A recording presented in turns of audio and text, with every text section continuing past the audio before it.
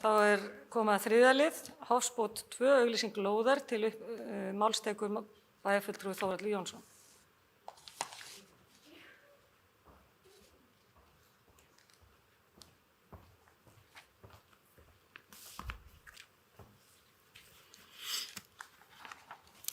Forseti, ágætu bæjarfulltrúar.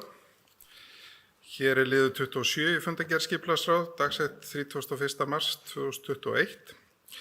Lagt er fram mæliblað á lóðinni Hofsbót 2 sem er í samræmi við gildandi deiliskipulag miðbæjar og einnig tillögu að breytingu á deiliskipulagi miðbæjarins sem nú er í auglýsingu.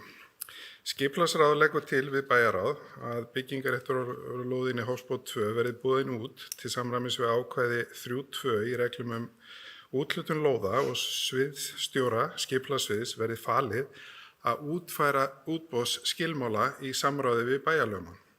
Einnig er lagt til við bæjarstjórn að gatnagerðargjöld fyrir lóðina verði 15% samanber ákvæði 5.2. Takk. Þá er bæjarfulltrúi Þórhallur Jónsson lokið máli sínu, orðið er laust.